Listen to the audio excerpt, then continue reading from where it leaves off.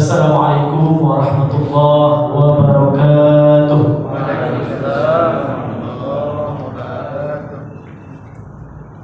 Alhamdulillah, alhamdulillahilladzi kan akhraja nataijal fikri bi arbabil hijab wa hatta anhu min sama'il aqli kullahi jal min sahabil jahl hatta badat lahum thubutul ma'rifah ra'aw mukhaddaratiha munkashifah.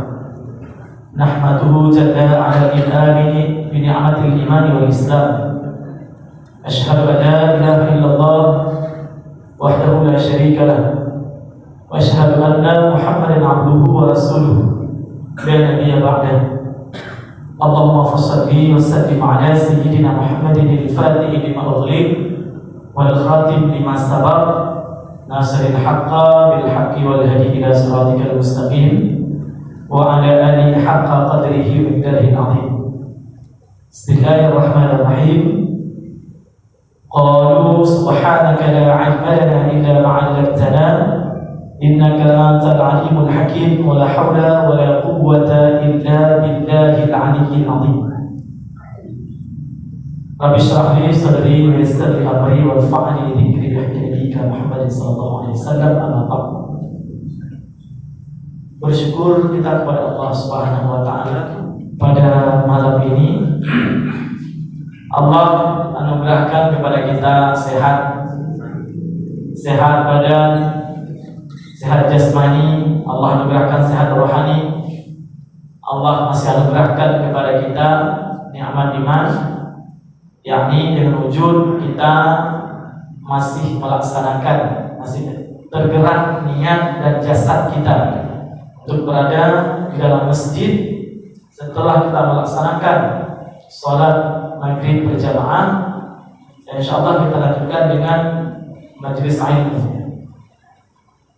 Begitu luar biasa anugerah Allah kepada kita, karena kan banyak orang yang diberikan kesempatan oleh Allah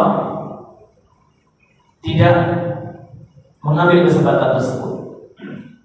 Sehingga di dalam sebuah hadis yang saya kutip dari kitab Ayyuhal Walad, yang punya hadisnya adalah min alamati i'radillahi ta'ala yaghlibuhu bima la ya'lam. Alamatu i'radillahi ta'ala yaghlibuhu bima la ya'lam. Tanda Allah Subhanahu wa taala sudah berpaling daripada seseorang, Allah Ta'ala sibukkan dia dengan sesuatu yang tidak penting. Yaghlibu bima la ya'lam. Tanda Allah Ta'ala sudah berpaling daripada kita, berarti kita disibukkan dengan sesuatu tidak penting dalam syariat, sehingga kita berjamaah pun sempat atau tidak, yang terpenting kesibukan kita. Ya, apalagi ada pengajian, sehingga kita lebih mengutamakan, maaf kata, mengejar sinetron yang sudah menanti di TV daripada kita menyibukkan diri di masjid mendengar pengajian.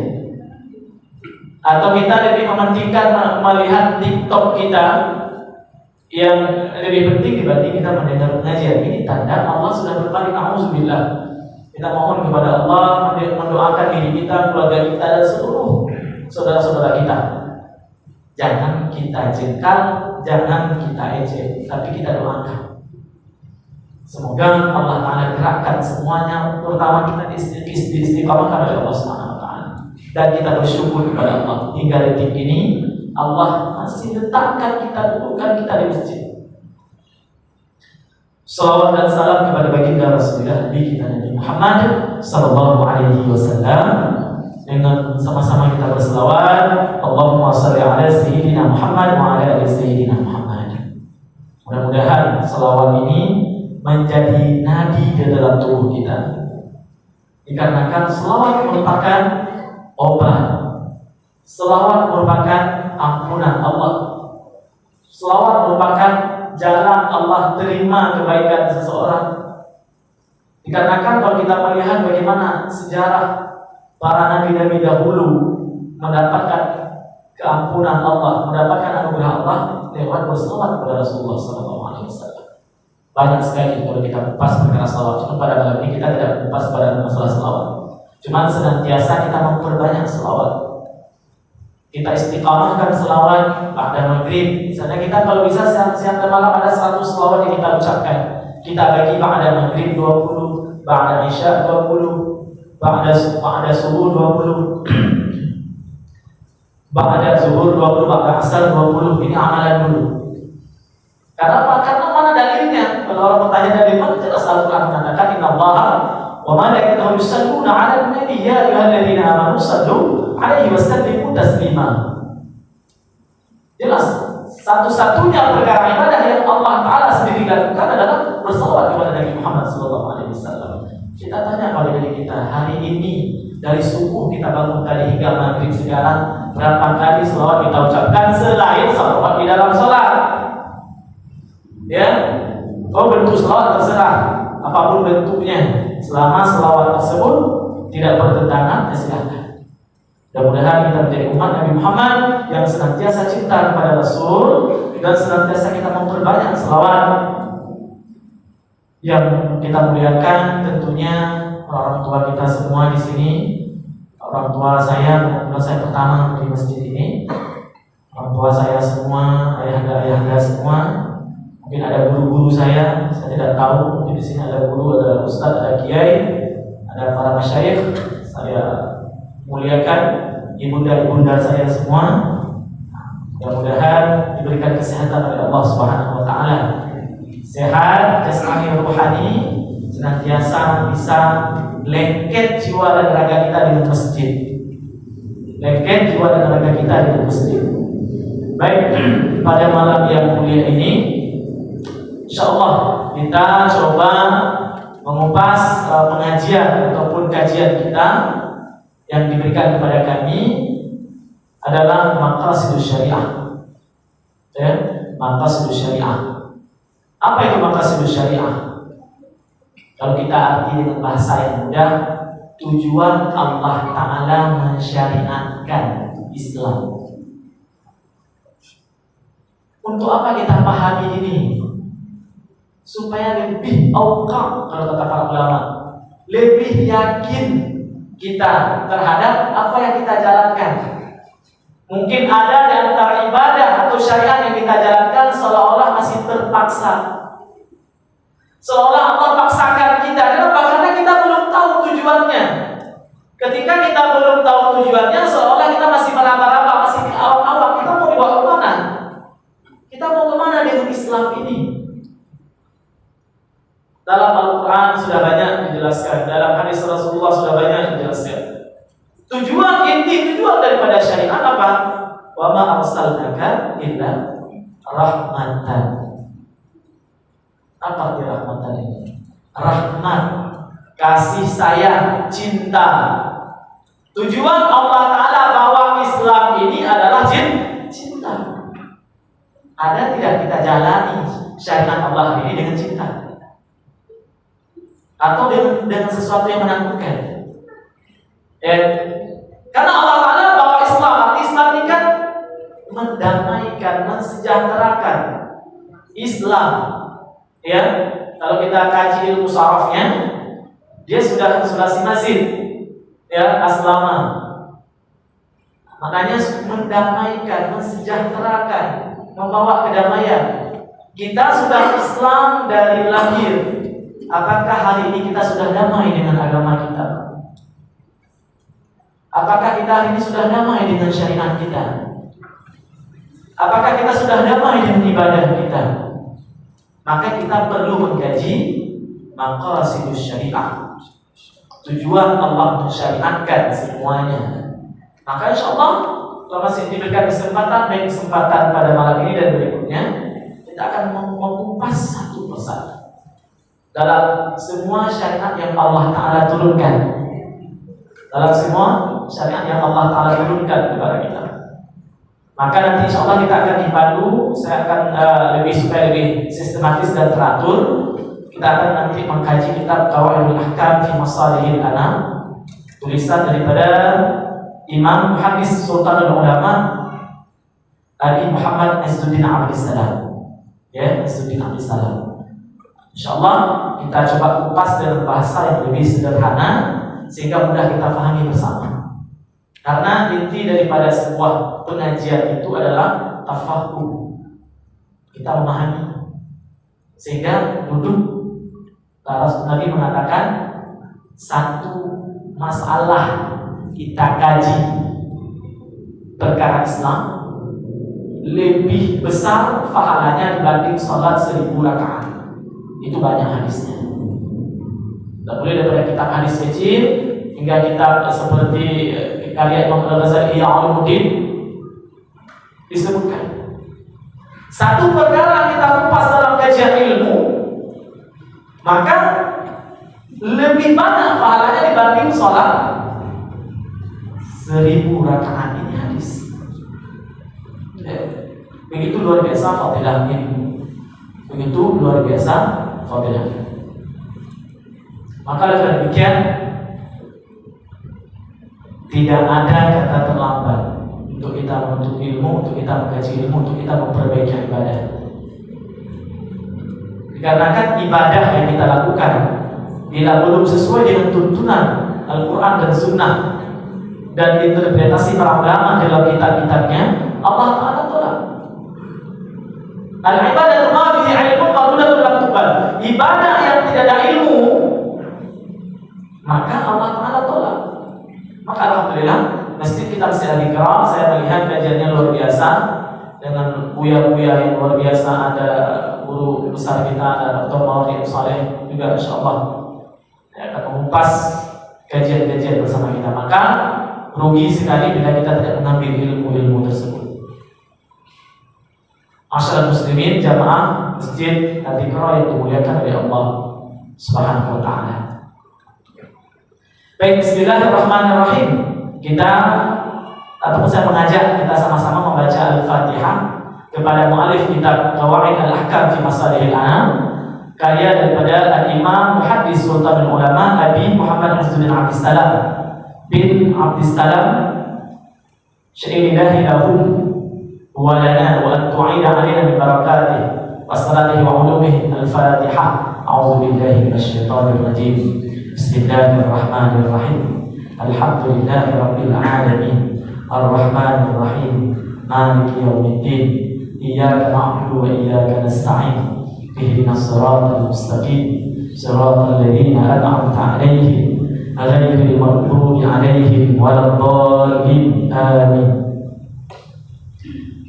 Baik, oleh para ulama dalam banyak literatur dijelaskan pentingnya kita memahami maqasidus syariah. Di antara inti daripada maqasidus syariah tujuannya apa? Ada 5. Yang pertama adalah hifdzuddin. Tujuan Allah ciptakan kita. Allah ciptakan kita untuk Allah menjaga kita, Allah sayang kepada kita. Maka Allah Ta'ala turunkan syariat karena cinta dan sayang kepada kita, bukan untuk menyiksa kita. Kalau kita jalani syariat hari ini karena terpaksa, berarti kita belum memahami syariat tersebut.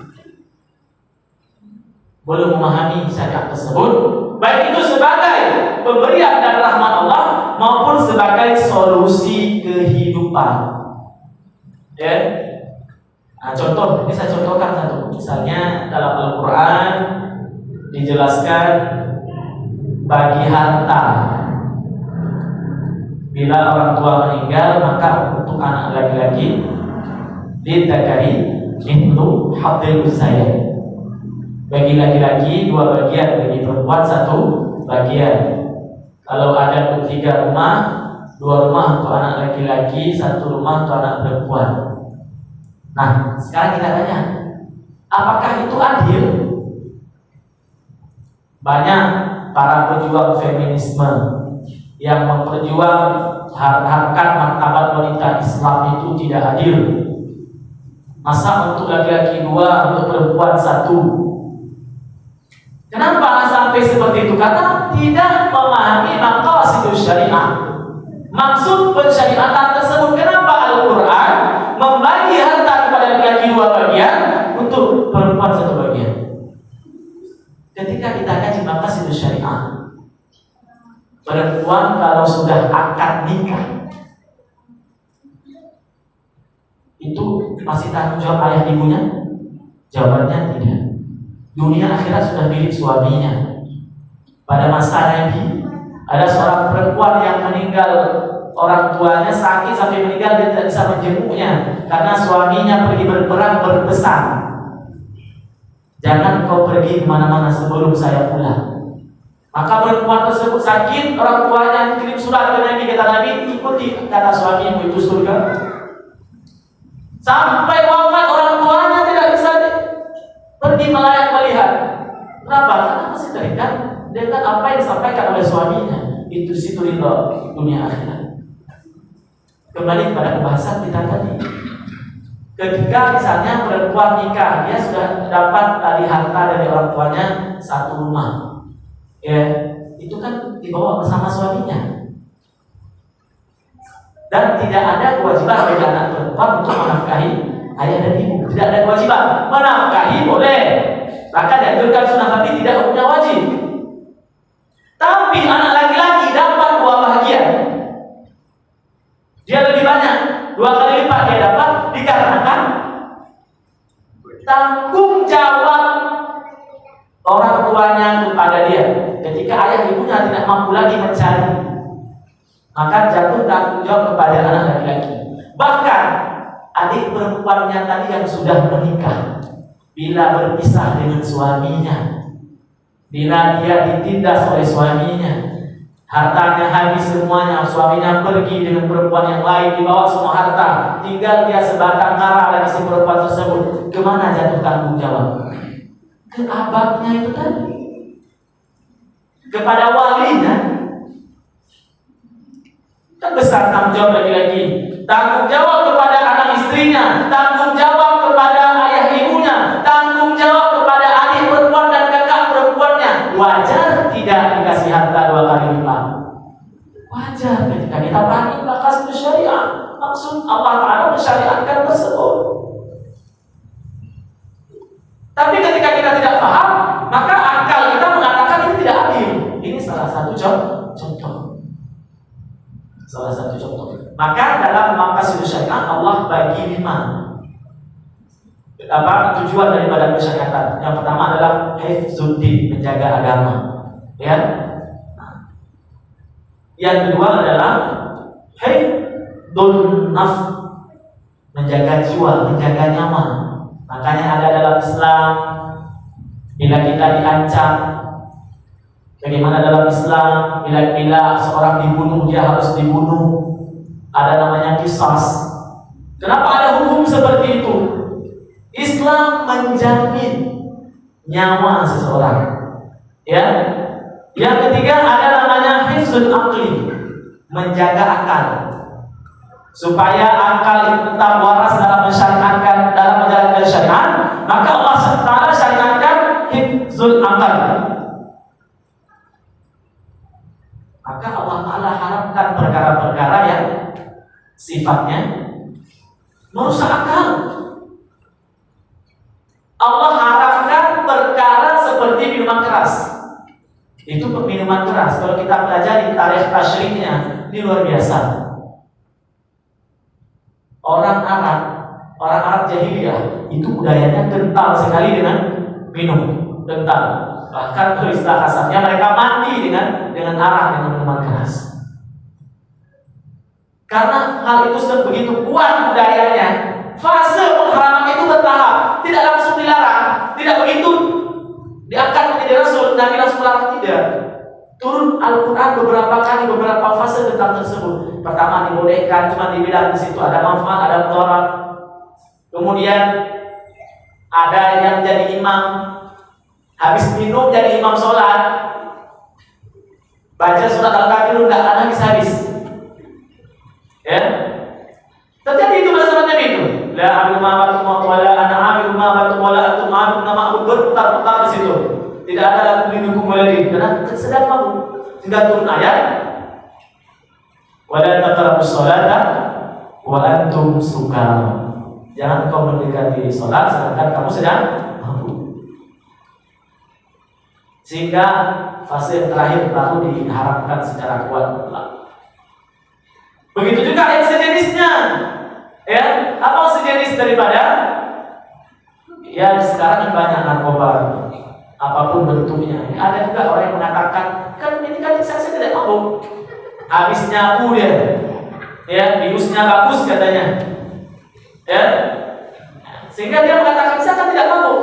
Saya bisa sholat. Nah, ini kalau orang tidak mengkaji, kan jadi masalah. Menyamakan mabuk, narkoba seperti sabu dengan minuman keras itu perkara yang salah. Kenapa? Perbedaan di situ. Kalau sukara itu mabuk minuman keras, hilang akalnya, akalnya kurang. Kalau sabu-sabu ini mufattirat dan mukhaddirat, para ulama membuat dua istilah, mufattirat dan mukhaddirat. Akalnya berlebihan, ketinggian bahasanya itu. Kadang-kadang kita suruh perbaiki satu meja itu mau 5 jam itu aja yang di toko, tak selesai. Ya, kadang-kadang yang tidak lumrah dilakukan 2 hektar memotong getah selesai. Ya, menurun 2 ton kayu, 2 ton besar kayu diturunkan, habis memakai itu, tak terasa. Ini kan di luar daripada akal sehat yang normal. Maka ini kenapa syariat ada hifdzul aqli, menjaga akal. Allah anugerahkan akal kepada kita supaya kita bisa menjaga akal tersebut. Waktunya sama ya. 5 menit lagi. Pasal nanti kita buka sesi tanya jawab, ya. Baik, berikutnya hifdzun nasli, menjaga keturunan, ya. Syariat, maka Islam membuat adanya nikah untuk menjaga keturunan. Kalau tidak ada syariat nikah, kenapa kita harus nikah? Kenapa Islam mewajibkan nikah? Bahkan orang yang tidak mau menikah, Nabi tidak mengakui sebagai umatnya dalam hadis Nabi. An-nikahu sunnati, faman yarghabu an sunnati falaysa minni. Nikah itu merupakan sunnahku, kata Nabi. Orang yang lari daripada nikah berarti dia bukan bagian daripada aku. Nabi tidak mengakui umat Nabi sebagai umatnya kalau dia tidak mau menikah. Maka disyariatkan nikah. Kenapa syariat nikah disyariatkan? Untuk menjaga keturunan. Nah, kalau tidak ada nikah kan sama kita dengan binatang. Ada anak, ini anak siapa? Menjaga kehormatan, menjaga keturunan, menjaga tanggung jawab. Ya. Maka sedemikian rupa Allah Ta'ala syariatkan tersebut. Begitu juga dalam nikah ini Allah Ta'ala syariatkan cerai sebagai solusi. Ketika rumah tangga tidak bisa lagi dipertahankan, bukan berarti dianjurkan, tidak. Abghadul halal indallahi talaq. Perkara yang boleh tapi dibenci Allah adalah talak. Tapi kalau talak itu tidak ada, sungguh Islam ini bukan agama yang rahmat, bukan agama yang membawa kedamaian dan cinta. Ketika rumah tangga tidak bisa lagi dipertahankan, ketidakcocokan, pertengkaran dan segala macam, diberikan hak, ya, ada hak gugat cerai, ada hak tolak dan sebagainya. Ya, apa ini? Oke. Selanjutnya yang terakhir adalah hifdzul mal. Ya, hifdzul mal ini adalah menjaga harta. Tujuan daripada syariat itu adalah menjaga harta. Makanya di dalam Islam ada disyariatkan tentang harta. Bagaimana harta warisan, bagaimana hukumnya kita mencuri punya orang, dipotong tangan. Bagaimana hukumnya bila kita mengambil punya orang dengan tanpa ada hak. Bagaimana kita mengambil hak orang, diatur semua di dalam syariat Islam. Ya, diatur semuanya. Jadi tujuan daripada semua itu 5 perkara tersebut adalah bagaimana kita hidup sebagai manusia dalam menjalankan syariat dengan sebaik-baiknya dengan cinta, dengan penuh kasih sayang.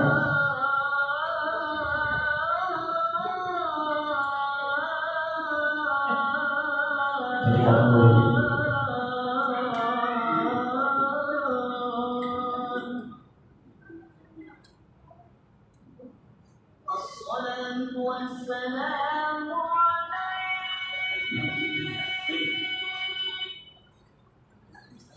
Oke, itu iklan dari sebentar.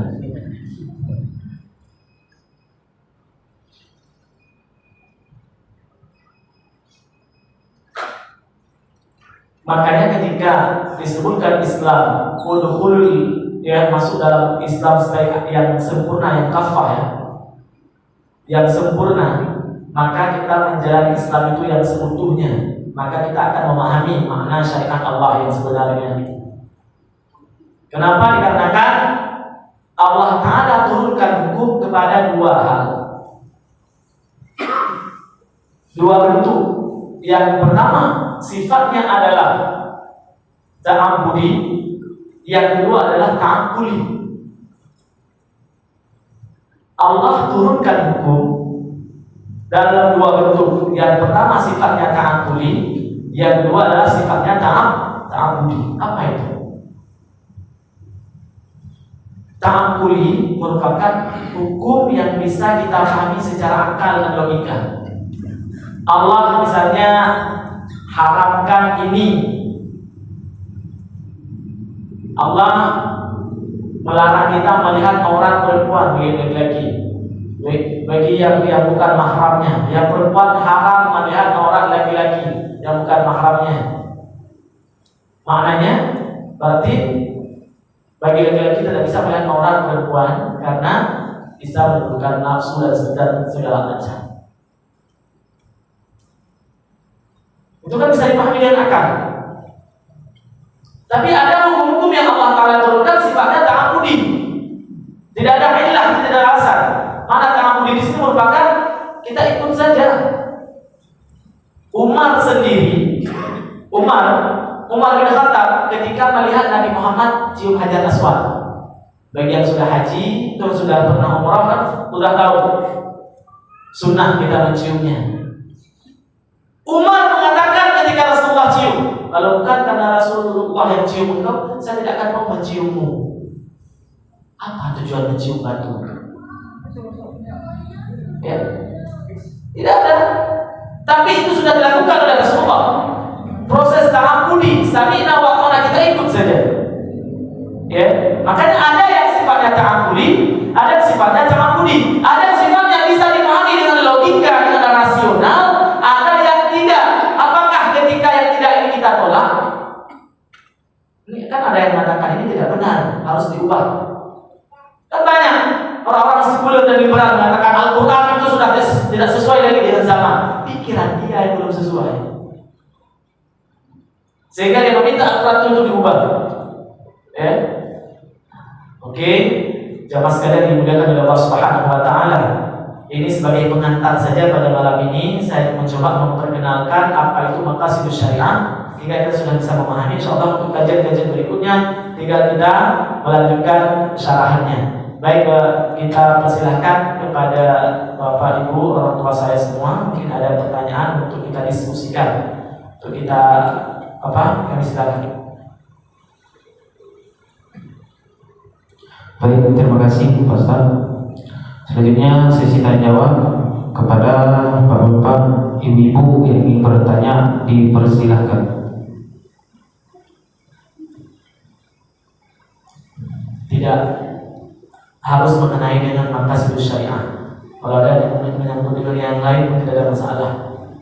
Tentang nikah, tentang cerai, tentang fikih ibadah, boleh bebas. Ya.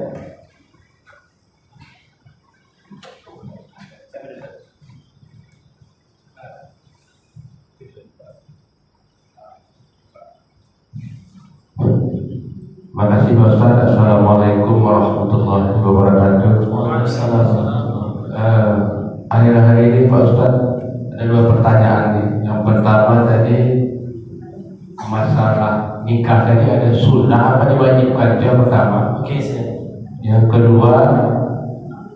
Menteri Agama baru-baru ini membuat kurikulum masalah cinta. Nah itu cinta yang kata Pak Ustaz tadi berkaitan seperti itu rasanya. Tapi kami ingin penjelasan.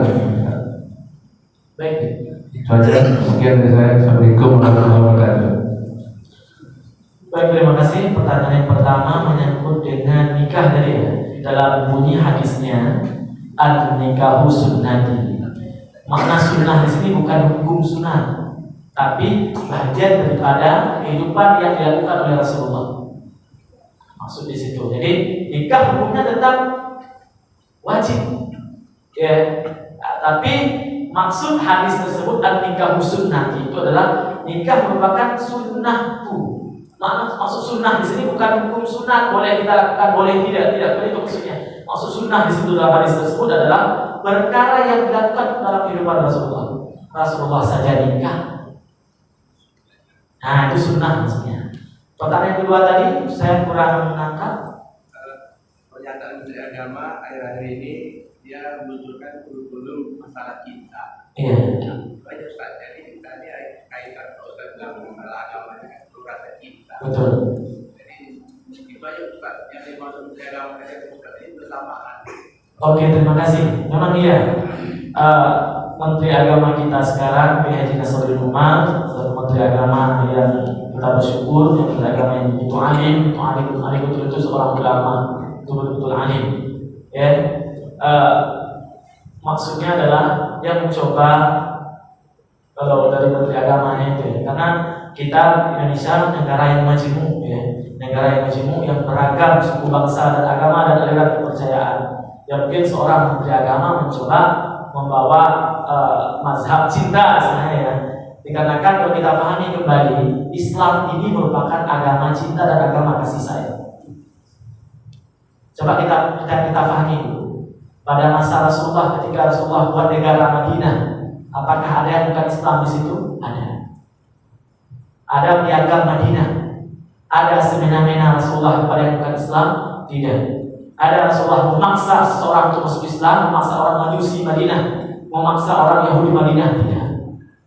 Banyak mereka cinta dan masuk kepada Islam karena cinta yang dibentukkan oleh Rasulullah.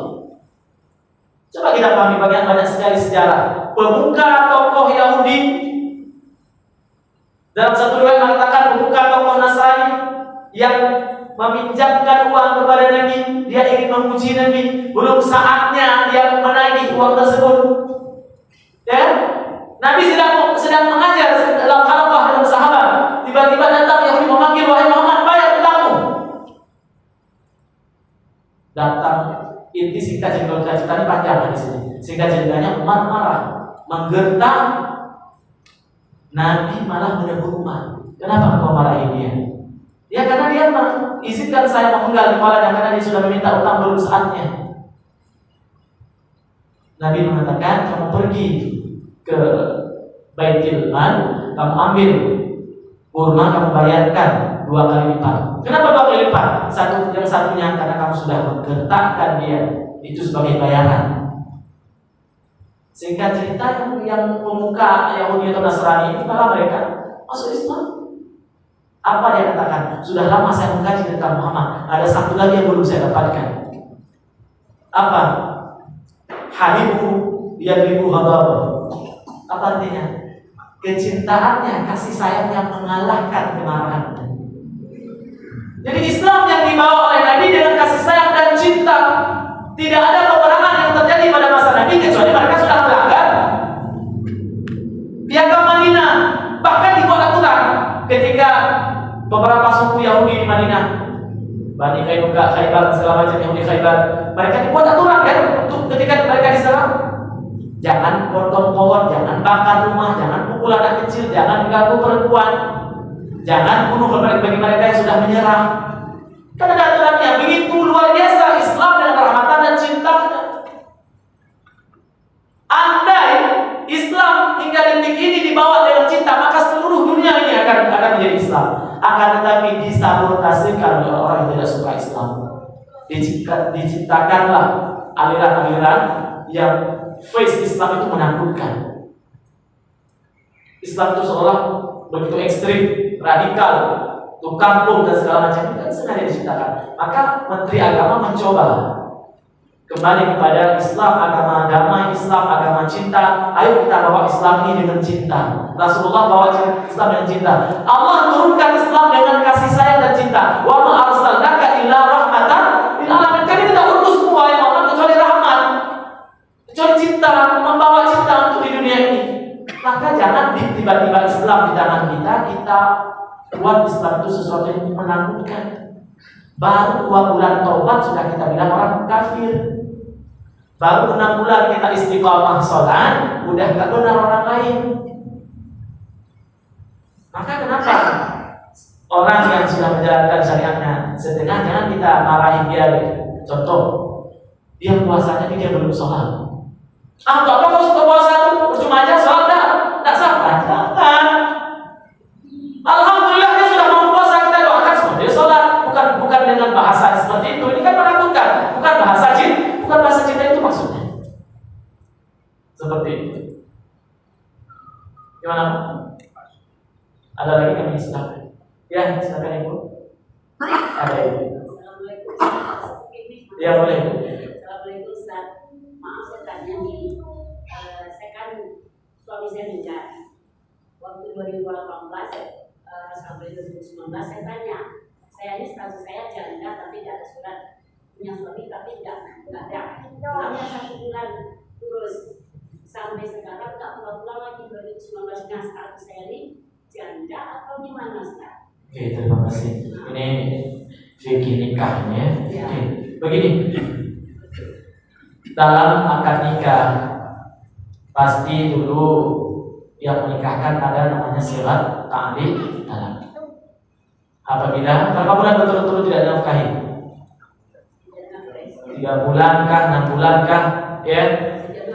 Ya, intinya kalau kita penipuan ya, dalam beberapa bulan tidak dinafkahi dan ibu tidak rela, ibu berhak menggugat cerai. Bila ibu tanyakan status, ibu punya hak menggugat cerai.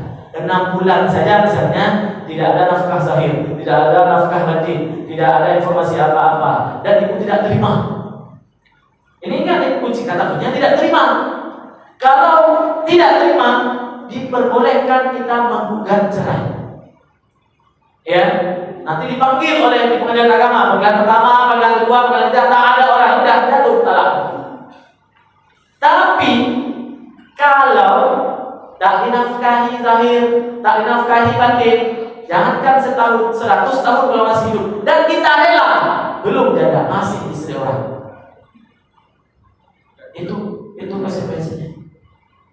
Karena itu terletak pada relanya istri atau tidak. Ada istri kadang dia tidak ingin statusnya seorang istri, walaupun suaminya sudah nikah kembali di sebuah tempat, tak pernah pulang, tak pernah jenguk. Memang yang laki-laki itu berdosa. Dunia akhirat dia berdosa, tidak mengurus kewajibannya. Tapi si ibu ini, si perempuan ini, si istrinya rela, ikhlas dia, rela, udah tak masalah, tetap selamanya belum janda. Maka bila ditanya status janda, maka dia sudah talak. Maka di situ punya pengadilan agama punya hak. Maka saya bilang tadi, alhamdulillah agama Islam, agama kita memberikan sebuah solusi. Ada namanya fasakh. Ada talak, ada khulu, ada fasakh. Ini fasakh. Gugat seorang perempuan untuk diceraikan gara-gara laki-laki tidak memenuhi, tidak memberi nafkah dan segala dan sebagainya. Oke, silakan Pak. Jadi kan anak-anak kan mengurus pas nggak terima, kan saya nggak mengurus, biarin aja langsung kasih waktu itu langsung kan dia yang berusaha. Apakah saya itu masuk kelas? Kalau ibu seperti itu saya anjurkan ikhlas, jangan biarkan saja ikhlas. Ibu kalau memang tidak mau mengurus cerai, berarti ibu harus ikhlas, maka surga begitu. Ya, ibu belajar untuk ikhlas. Kalau ibu tidak mau mengurus apa-apa, nggak ada masalah. Ibu ridha saja, ibu ikhlas saja, maka itu kebaikan luar biasa kepada ibu. Nah, seperti itu. Tapi itu Ustaz, sambung Ustaz. Itu kan nikah resmi Ustaz. Ya. Nikah siri seperti apa? Nikah siri ya. Oke. Untuk nikah siri, kasusnya habis dinikahin Makanya kalau untuk nikah siri, ketika nikah minta sirat taklik talak. Yang berbeda, kalau nikah resmi, sirat taklik talaknya dijatuhkan oleh pengadilan agama. Kalau nikah siri, kaitkan, Bang, dalam tolong taklikan ini nikah kita. Kalau setahun abang tak juga ini saya, ini jatuh ya. Setuju untuk suami kita jatuh setahun tadi. Karena kenapa? Karena ada metode talak itu namanya kita taklikkan. Contoh, saya ini pergi ke Jakarta selama seminggu. Jangan kamu pergi kemana-mana, kecuali kamu ke warung depan untuk belanja. Kalau kamu keluar daripada RT ini, maka kamu jatuh talak. Suaminya pergi ke Jakarta. Yang dibolehkan kan cuma warung depan belanja. Ibu ini madam, pergi dia ke air hitam ke sana, ke jalan sana. Jatuh itu, jatuh. Misalnya suami tak suka jengkol, jangan coba-coba kau makan jengkol. Kalau kau makan jengkol jatuh talak untukmu. Dimakannya jatuh bu. Talak ini seolah main-main. Talak ini main-main aja jatuh, apalagi serius. Maka jangan kita permainkan talak. Sedang tidur-tidur dan mesti senyum-senyum. Ya, senyum-senyum dari. Dek, saya kamu talak ya. Itu jatuh, lalu gak ada main-main. Pemainnya masih orang, pemain sinetron suami istri. Ini suami istri betulan, main sinetron berdua. Dia bercerai dalam film itu jatuh. Padahal tuh hanya menjalankan sutradara kan skenario-nya. Jadi main-main saja jatuh, apalagi emosi. Maka hati-hati, banyak juga orang sudah mulai berfatwa, oh itu tak jatuh dari emosi. Ya orang kalau enggak emosi nggak mungkin mengucapkan talak. Ya, ada pertanyaan lagi silakan. Mungkin ada satu lagi. Masih kita satu lagi. Silakan langsung aja Ustaz. Ini cerita teman Ustaz. Jadi di rumahnya itu kan ada ayam bertelur Ustaz, punya tetangganya.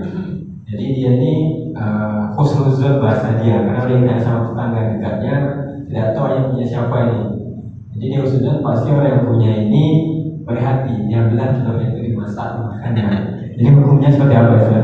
Terima kasih. Sekarang begini, dia ketika mengambil telur, dia tahu nggak punya siapa?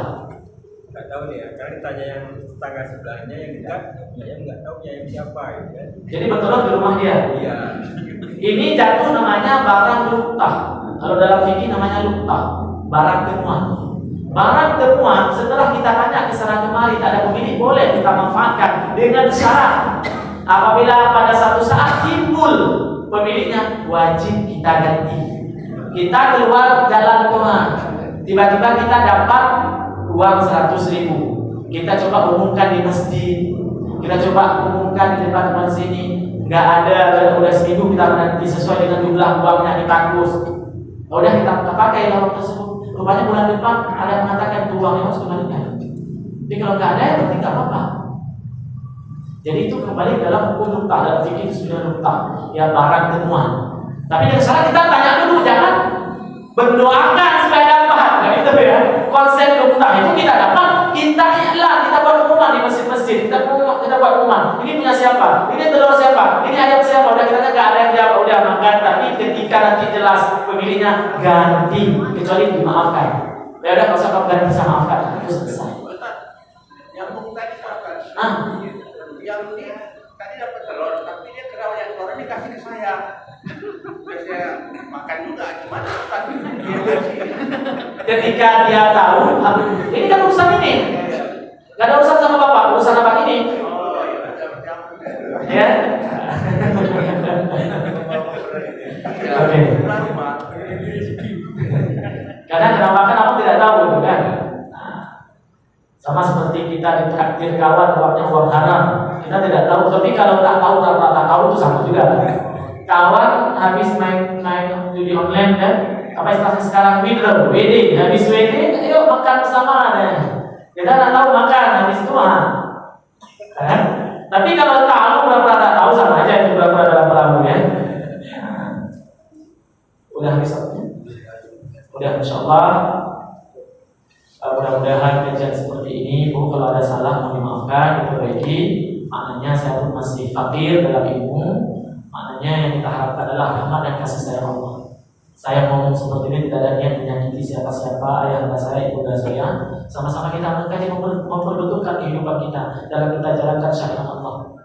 Baik dalam ibadah Allah maupun ibadah dari Allah. Semoga senantiasa kita selalu dibimbing oleh Allah Subhanahu wa taala. Tidak ada di antara kita yang lebih baik, tidak ada kita yang lebih buruk. Ya, jadi semuanya mengharap ridha Allah. Saya dulu sendiri belum tentu saya lebih baik. Dalam pandangan Allah hanya keimanan dan ketakwaan kita. Mudah-mudahan Allah pilih kita menjadi orang yang beriman dan bertakwa. Amin ya rabbal alamin. A'udzu billahi minasyaitonir rajim. Bismillahirrahmanirrahim. Alhamdulillahi rabbil alamin. Wassalatu wassalamu ala sayyidina Muhammad wa ala alihi washabbihi ajma'in. Allahumma ahsin 'aqibatana fi umuri kulliha wa ajirna min khizyid dunya wa 'adzabil akhirah. Allahumma innaka 'afuwwun karimun halimun tuhibbul 'afwa fa'fu 'anna ya Allah ya karim. Allahumma ighfir lana dhunubana wa liwalidina warhamhum kama rabbawna shighara wa li jaddina wa li ajdadina wa ustadina wa li asasatina wa li muallimina wa liman ahabbana fika ya Allah birahmatika ya arhamar rahimin. Allahumma inna nas'aluka at-taubata wal inabata wal istiqamata ala syari'atil gharra wa tariqatil bayda birahmatika ya arhamar rahimin. Allahumma ya muhawwilal ahwal hawwil halana ila ahsanil ahwal. Allahumma ya muyassir yassir wa ya mudabbir mudabbir wa ya mustahil mustahil alaina min kulli bashirin nadir. Allahumma ahyina bil iman wa amitna bil iman wa ahshurna bil iman wa adkhilna al jannata ma'al iman ya Allah ya mujib as-sa'ilin. Allahumma ij'al akhira kalamina inda intihai ajalina min ad-dunya qawla la ilaha illallah. Allahumma ij'al akhira kalamina inda intihai ajalina min ad-dunya qawla la ilaha illallah. Allahumma ij'al akhira kalamina inda intihai ajalina min ad-dunya qawla la ilaha illallah. Rabbana zalamna anfusana wa in lam taghfir lana wa tarhamna lanakunanna minal khasirin. Allahumma khtim ajalana wa 'amalana bi husnil khatimati was sa'adah wa la takhtim ajalana wa 'amalana bi su'il khatimati wash shakawa. Walhamdulillahi rabbil alamin. Di mana ada kesalahan, saya mohon maaf. Mencoba menjelaskan dengan bahasa lebih mudah sehingga syariat Islam ini kita pahami dengan sebaik-baiknya. Hanya Allah lah pemilik semua kebenaran. Wallahu muwaffiq ila aqwamit thariq. Assalamualaikum warahmatullahi wabarakatuh. Waalaikumsalam